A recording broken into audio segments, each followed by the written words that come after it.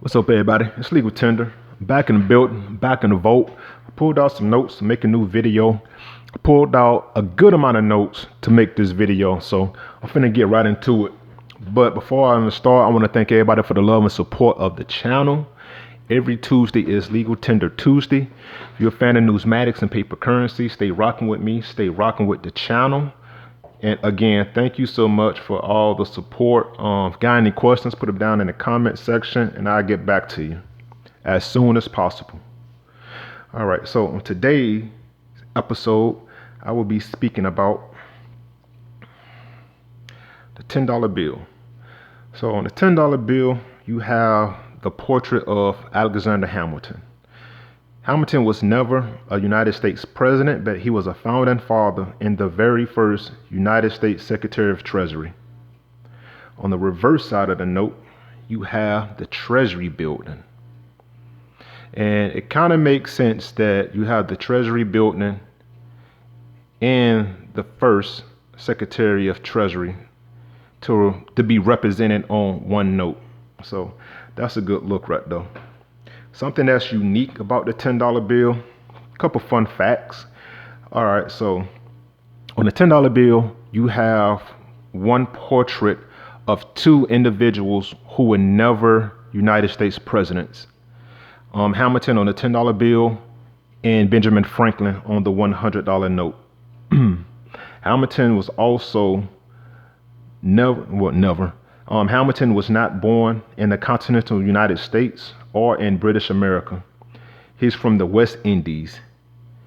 And one more fun fact about this note is that this bill, the $10 bill, is the only bill that has a portrait of an individual that's looking to the left.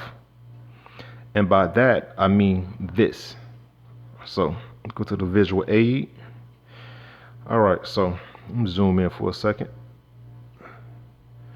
So like I said, this is the only denomination where the portrait of the individual on the note is facing to the left of all denominations and currency types. So as we see up top, a Federal Reserve note, all right, we got Washington looking to the right,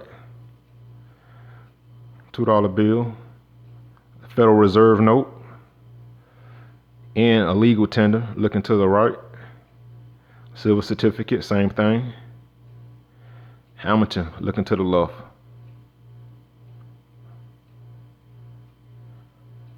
Hiram. And the other non-presidential individual that is on U.S. currency, Benjamin Franklin. So all personnel are looking to the right and Hamilton to the left. Why? I don't know. But yeah, that's definitely something that stands out about this note.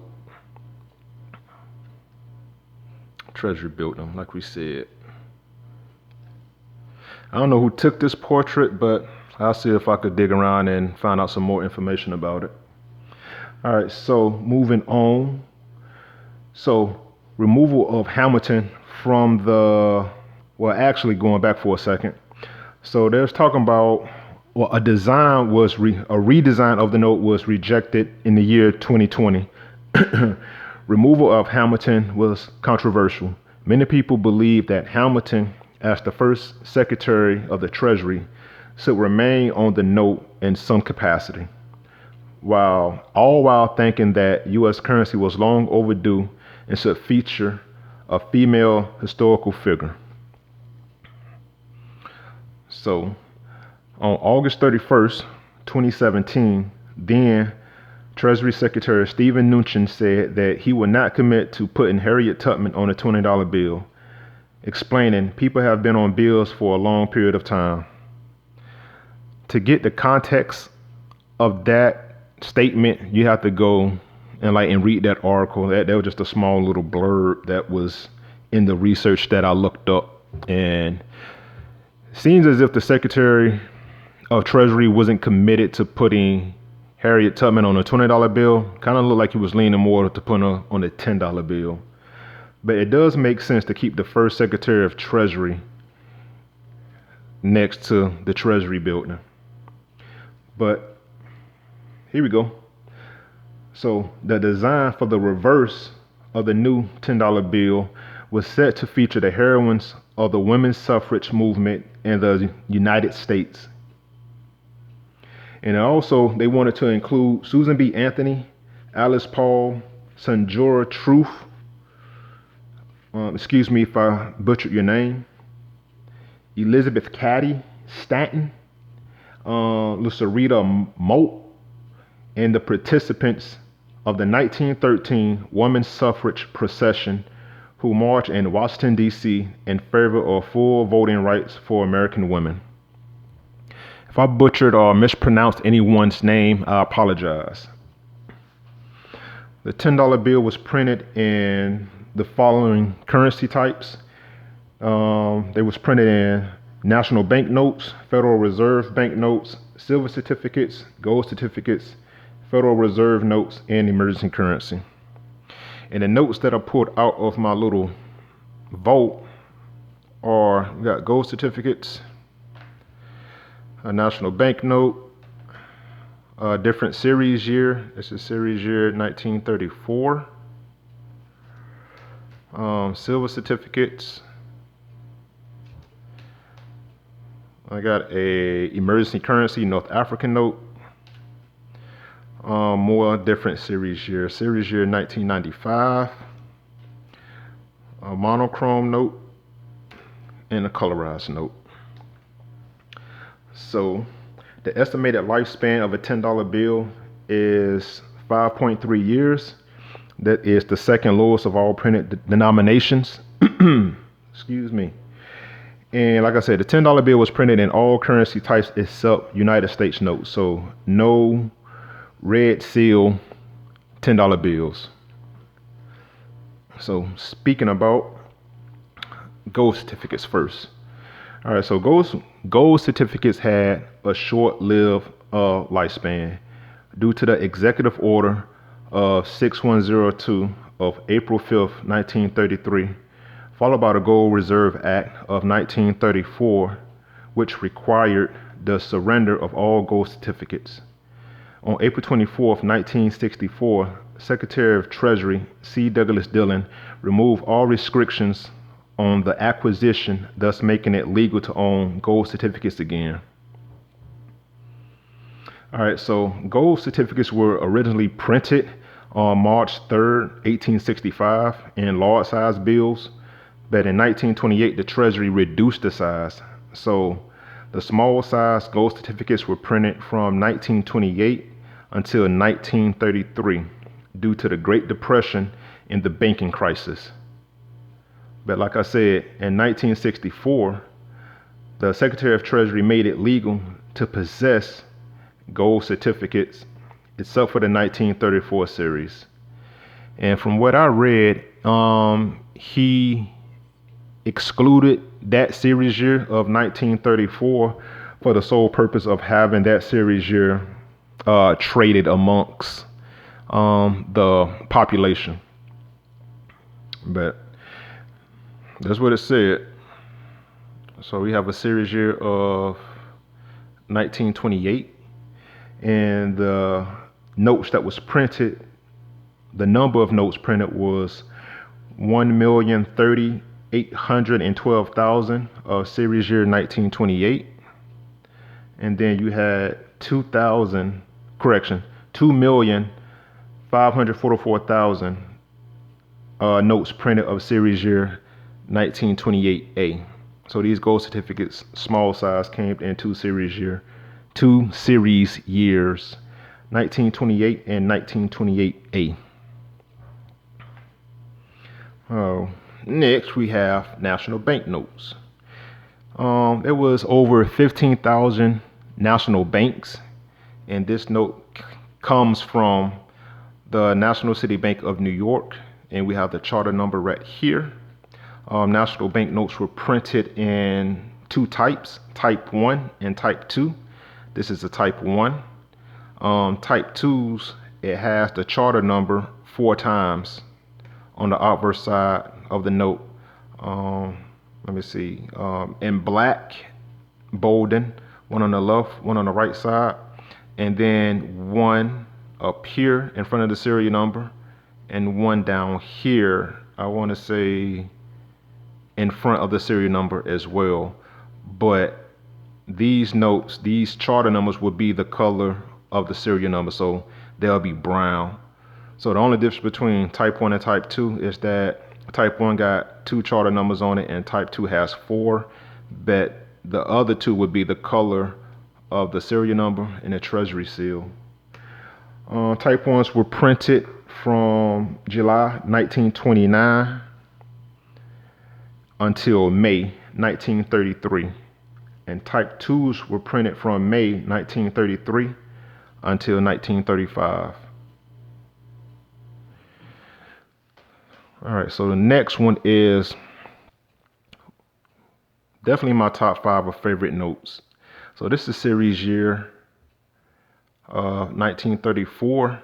And fun fact about a 1934 series year note is that they had 2 different green serial, they had 2 different color green treasury seal notes printed and put in circulation. A light green seal and a dark green seal. And I really like this note because the overall color of this green against the starkness of the white and black background of this note, it just really stands out and popped to me. That lime green, it's a nice color. I like this color combination. Something else about this note is that the obligation changed. The redeemable in gold clause was dropped, and that is due to the United States moving away from the gold standard during the Great Depression in the early 1930s. And we see that this is a 1934 series. So up here, it would have read prior to this series year, 1934, it would have read redeemable in gold at your local treasury or Federal Reserve Bank. This obligation reads, this note is legal tender for all debts, public and private, and is redeemable in lawful money at the Treasury or Federal Reserve Bank. It doesn't say anything about being redeemed in gold, only lawful money. But keep in mind, lawful money is gold, silver, treasury bonds, or treasury notes. So I like this green. So that is series year 1934. All right, the next note we have is a silver certificate. All right, silver certificates were issued from 1928, June 4th. No, correction, from 1928 until June 4th, 1963. On June 24, 1968, by Congressional Act, the Treasury halted redeeming silver certificates. So the redemption clause of you could take this $10 note to a treasury or a bank and get the face value in silver pieces was removed. And as we see, it states that this certificate is legal tender for all debts, public and private. It used to be up here. This certifies that there is on deposit in the Treasury of the United States of America $10 in silver payable to the bearer on demand. You can no longer go and get these notes. You can no longer exchange these notes for silver pieces. So that clause was dropped due to a congressional act on June 24th, 1968. All these $10 bills will have on the reverse the Treasury building and Hamilton on the obverse side. But there will be an addition to the reverse, and I'll speak about that in a second. All right, so the next note we have is a emergency currency note. This is a North African emergency note. All right, so these notes came into existence during Operation Torch and World War II. U.S. soldiers were paid in cash, and the reason that this has a bright bold yellow treasury seal is so that if the cash, since the soldiers were paid in cash, if the Axis forces for some odd reason, took over the cash depot and seized the money that was intended for U.S. service members, Congress could say any note with a yellow seal is demonetized. And so now this $10 bill just turned into just scrap paper. Because if the bad guys was to take our money, they could use our money against us to fund their army, buy better weapons, well, buy more weapons, and so on and so forth. So that's why Congress came up with a yellow seal to make sure this note was easily identifiable. And if we lost a financial institution in a certain region, I'm pretty sure they'll say anything over in this area over here, demonetized, especially if it has a yellow seal. So there was great thinking on behalf of our U.S. government. So this is one of two emergency currencies. The other one is a Hawaii note, and it has Hawaii overprinted twice, once on the left side, once on the right, and a large Hawaii going across the back on the reverse of the note. And it has a distinguishable brown treasury seal as well. So two types of emergency currencies, but this is a North African note with a yellow treasury seal. These notes were issued from 1942 until 1943, and they came in 3 series years: 1934, 1934A, and 1935A. So stay tuned. I got an episode speaking about North African notes. So that's coming in the near future. All right, so the next note. All right, so these are the notes that I grew up with. Federal Reserve notes. These notes were issued from 1990 until 2000. And this was the first print series of issued notes that had security features added to it. It had raised printing, which means like if you run your hand along the note, it'll feel like certain parts of the notes had like raised printing on it. Had a security thread and placed in the note, and also had micro printing. It took me a minute to actually find what a micro printing was, but my buddy AP, he filled me in on a prior episode, and it is actually around the vignette, around the portrait. It's gonna be super hard to get this thing to zoom in. But so that's not just like a regular ring going around the note. That little thin line going around the portrait, that's micro printing. And on that micro printing, it reads the United States of America. I'm bending and twisting, trying to pull it. There we go. You can see it a little bit. It's not broken lines. Those are actual words that say the United States of America. So they had micro printing on this 1995 series. This is where it started. It started in the 1990s. I thought the micro printing started with the monochrome series, but going back for a second. So now on the back, we have "In God We Trust." And this was implemented in 1935. Senate passed legislative, and it was signed by President Dwight D. Eisenhower, signed into law HR 619, that "In God We Trust" will be on all U.S. currency. So you see here on the 1995 series and all the previous notes. Because all these notes predate 1935. So every note after 1935 will have "In God We Trust." Anything before, it won't. as they call them, godless notes. So the micro printing, and you'll be able to read it on your own. Only thing you need is an older bill and a magnifying glass. This note right here, it has some gnarly micro printing as well. This monochrome series, I kind of put monochrome notes in its own class because of the radical redesign of the note. And it's obvious that the portrait is superimposed over the note. If you look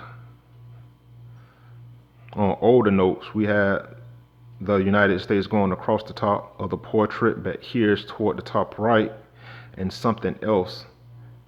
Look at the Federal Reserve Bank identifier.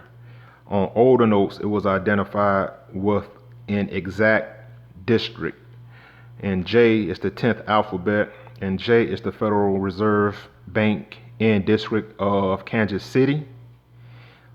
Up here on the newer notes, it just has the overall Federal Reserve Bank system. Like, so pretty much the Federal Reserve identifier right here, and not broken down by an individual district or bank. To identify what bank it came from, it is up here, A1, and that would be, this note came from Boston. So, oh yeah, what else I found out about this note right here? Micro printing. Above his name, Hamilton, it reads United States of America.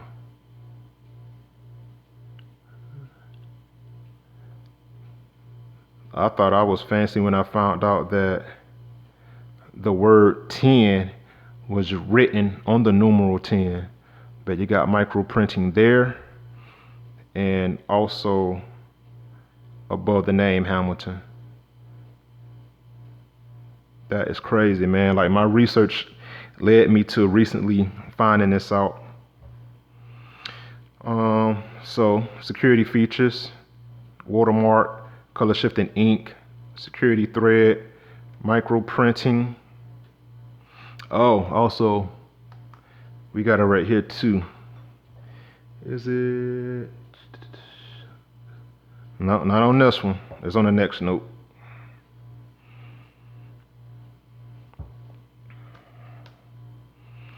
Oh, something else too. On the reverse side of the note, because all $10 bills will have the Treasury building, but on the older note, you get an image of the building from, it looks like straight ahead in like the western side of the building. But on the newer notes, you only see it from the front. So the image, the angle of the image change. Well, this video got some size to it. All right, this is the last one. All right, colorized note. Same old, same old. We got the color shifting ink, security thread right there, micro printing, which is bananas. I'll show you about that in a minute. This note also has, besides the color, it has a lot of freedom symbols throughout the note. Lady Liberty's torch, an inscription from the Declaration of Independence. Again, at the bottom, above his name, it reads United States of America, 10. It's super. Oh, there you go. We can see it a little bit. Got it right there. And we also have micro printing on the side borders.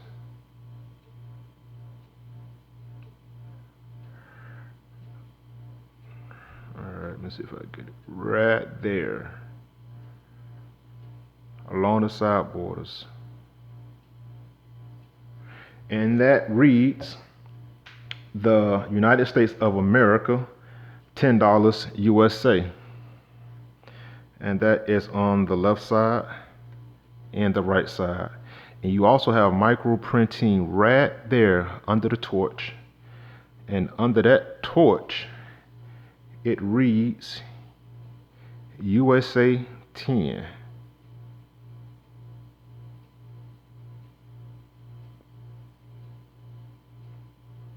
That is awesome.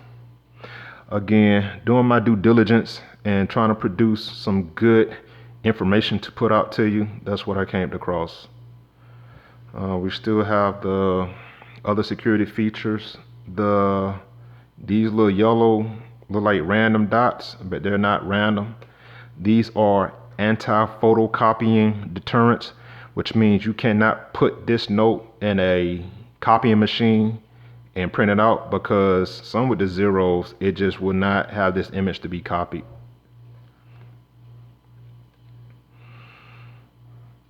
So